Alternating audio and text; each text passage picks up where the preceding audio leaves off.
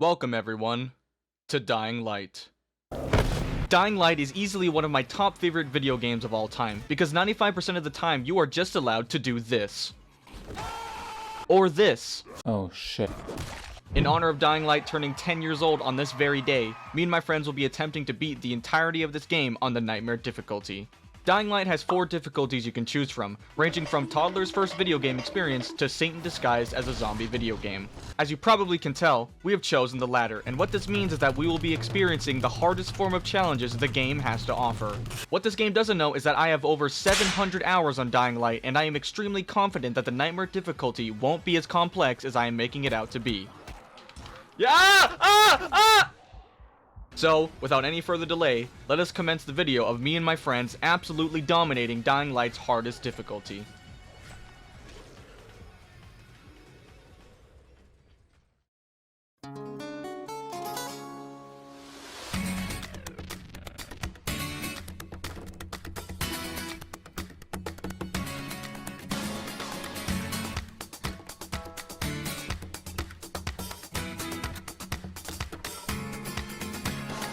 After waking up from our 3-day nap session, we immediately begin speedrunning through the prologue and eventually bask in the sunlight's glow outside.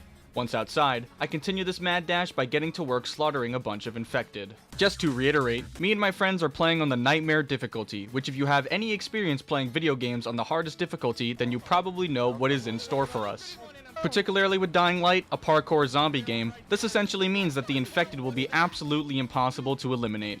On this specific difficulty, almost all enemies in the game are given more health and can inflict more damage upon us. For example, in this clip here you can see me get utterly mauled to death as all of these infected begin to combo us, which positively drains us and our health into the afterlife.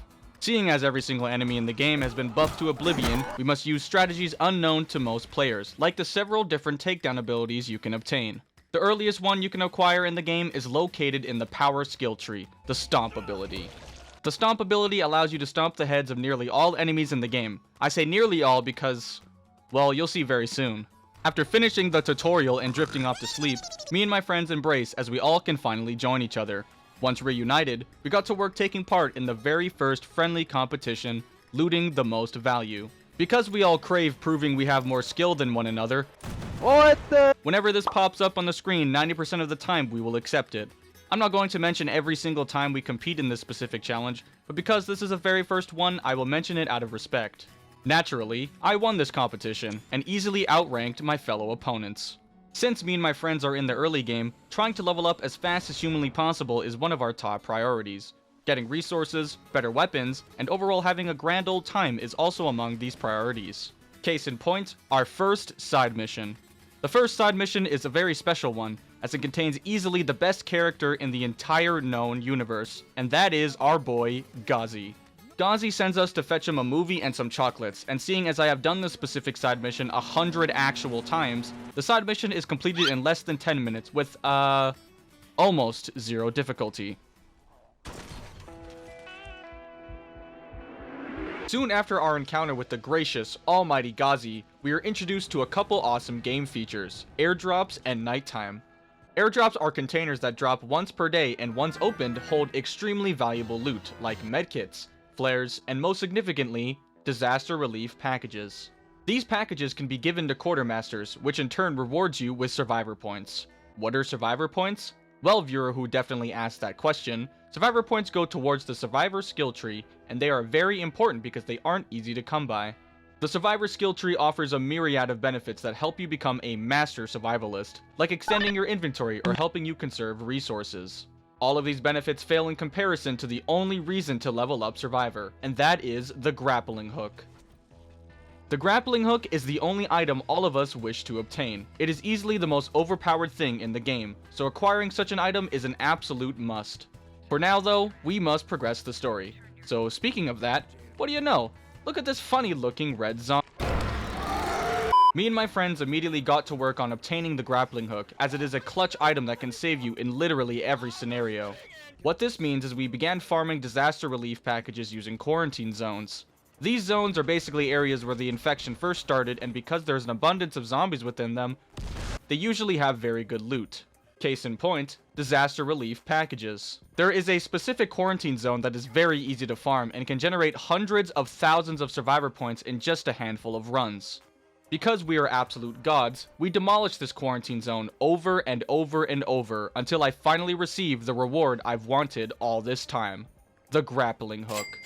It truly is a sight to behold. Remember when I brought up nighttime a minute ago? Well, not only does nighttime mean you get more agility and power points, it also means that these lovely individuals roam around. These infected are called volatiles and are a force to be reckoned with. On easier difficulties, they're not so bad as you can pretty easily wombo combo them to the pearly gates. But on Nightmare? Yeah, not so much. Really the only way to take down these suckers is with an extraordinarily powerful weapon, which is the main reason why me and my friends crafted a very special firearm, only obtainable via DLC. Ladies and gentlemen, meet the Hellbeast.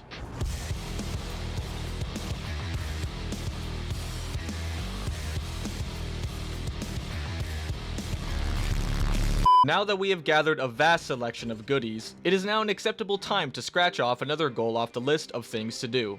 This goal being to fully explore Pyro Bridge. This bridge is nicknamed this for a very specific reason. If you go ahead and search up Pyrocynical 250,000 subscriber special on YouTube, you will be greeted by this lovely sight.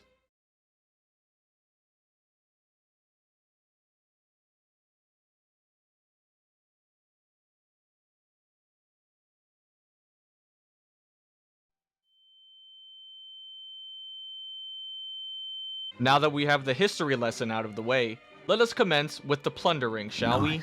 Pyro Bridge has a ton of resources that helps to craft medkits alongside several different police vans. Police vans are very beneficial to break into, as most of the time they contain highly valuable weaponry that you can either use for yourself or sell to vendors. Seeing as we are low leveled, I opted to sell whatever I found in these vans because I knew a way to obtain infinitely better weapons and didn't want these junk weapons to clog my inventory. Having successfully pillaged this entire medical station, I took the cool guy way off this part of the bridge and we began spending the next few hours completing every single side mission we could find to further increase our power. After all was said and done, we were Survivor level 17, Agility level 15, and Power level 15. Upon seeing this, I felt it was appropriate to finally tackle a challenge me and my friends have been itching to do this entire time, and that was to initiate the prison heist.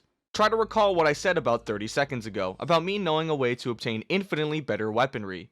Well, the prison holds this particular weaponry, but the prison is not a walk in the park, not even remotely.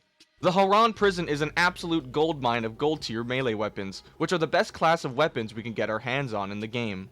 These weapons are located in the prison armory, but this armory is defended by numerous bandits and infected. We have been slowly building towards infiltrating this prison the entire video, and believe it or not, we actually have a plan here. Since human enemies can be still one-shot, headshot even on the Nightmare difficulty, all we have to do is shoot them once with our recently acquired police rifles and they will be alive no longer.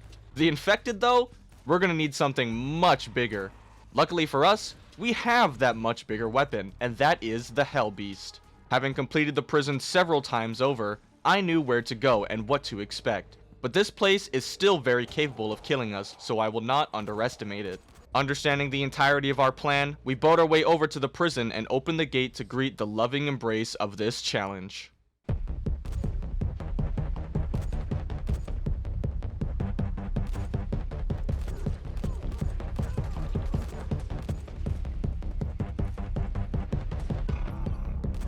Now I can use the shotgun.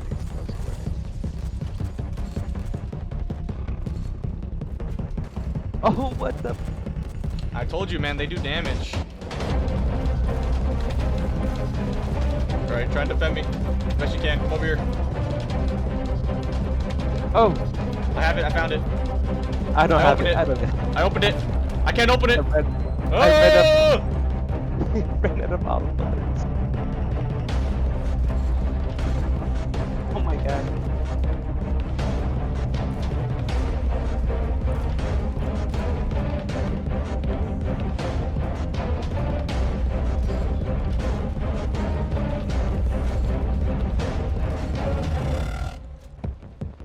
Up there. Okay, killed that guy. One tap. Oh. Yeah, Alright, he's dead. And now we gotta get the rest of these guys.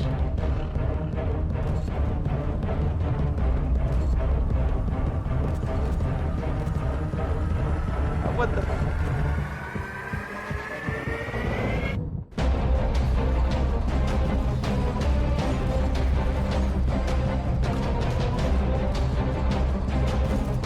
Oh!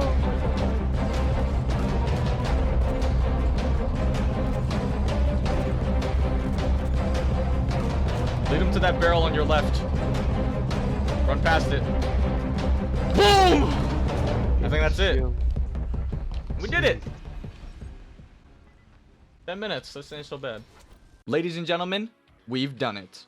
We have acquired the gold tier loot we desperately needed. What this means is now the rest of the game will be an absolute cakewalk, as these newly acquired weapons are capable of taking down even the strongest of foes. Common infected, pulverized. Human enemies, disintegrated. Volatiles? Yeah, it's still not enough for these guys, but that's 2 out of 3 encounters we are capable of winning, so I am completely okay with this. You may be wondering what is next on our list of things to do, since we have acquired weapons capable of high damage alongside high ranks. It actually might shock you how much business we have left to do in this area, so instead of delaying any further, let us get to this business so we can eventually progress the story. One of the first things we wanted to do is finish all of the challenges that still remain. This involves parkour challenges, parkour posters, and even some remaining side missions. Seeing as we can essentially one-tap every single enemy in the game, nothing is able to stand in the way of our fury. Well, excluding ourselves, of course. Since there are a lot of side missions in the game, really the only ones worthy of being mentioned in this part of our playthrough is the one where you receive 3 disaster relief packages, and the one where you watch a man explode inside of his house.